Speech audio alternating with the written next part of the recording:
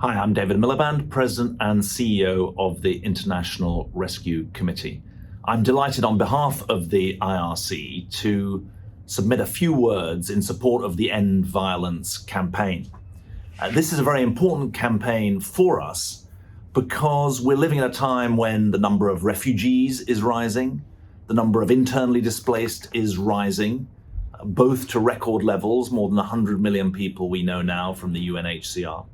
When the scale of impunity in war zones around the world is also rising, and therefore the number of children being impacted negatively by conflict and war is rising too.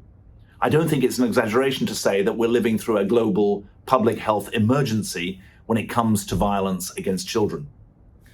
Now, the goal of the Sustainable Development Goal 16 to end all violence against children by 2030 is only going to be possible if we specifically focus on the needs of children in fragile and conflict states.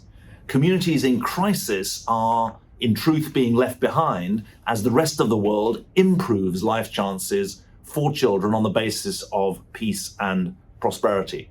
It's in conflict states that violence against children is rising the fastest, and it's in conflict states that the greatest risk to the Sustainable Development Goal is posed. Children are obviously vulnerable in all communities, but they're especially vulnerable when caught up in crisis. And of course, girls are doubly vulnerable in conflict situations. It's no exaggeration to say that the fate of children in the growing number of fragile and conflict states, after all, there are 55 civil conflicts going on around the world at the moment, 8 of them considered severe, and then there is the Ukraine crisis as well, representing a conflict between states. This all adds up to a dire threat to the goals that were set in 2015 for the Sustainable Development Goals. We see this threat at the International Rescue Committee in all of our country programs, 35 in total, but we are particularly concerned in the areas where we're running child protection programs at the immediate evidence of the damage, direct and indirect, of violence on young lives. The violence can involve physical danger or death, such as the bombing of buildings and schools. It can also involve the psychological trauma, economic exploitation, sexual abuse that goes hand in hand with conflict. Now, direct and physical danger is the most obvious and gets the most news. And it, of course, stands side by side with the indirect and invisible damage that also lasts a lifetime.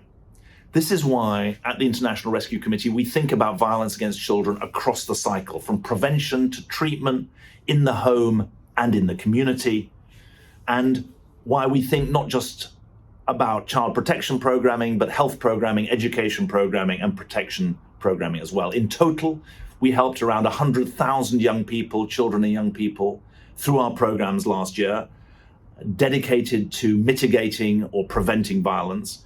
And of course, our education, our health, our gender equality programs help millions more. We've learned a lot about how to make a difference, but we need urgent action on 4 fronts. First, calling out and tackling impunity, actions without consequence, crimes without punishment in war zones. The targeting of civilians, the targeting of civilian infrastructure with the denial of access to aid. Secondly, prevention, not just response, because prevention is critical. Yet the majority of our work that gets funding is on response. We need to fund prevention too. Thirdly, specialized services combined with mainstreaming. We talk about how it takes a village to raise a child, but there's not nearly enough programming aimed at the role of communities impacted by crisis in protecting children from harm. Violence against children, after all, isn't just a children's issue. It's a health issue, an economic issue, a protection issue, a community issue.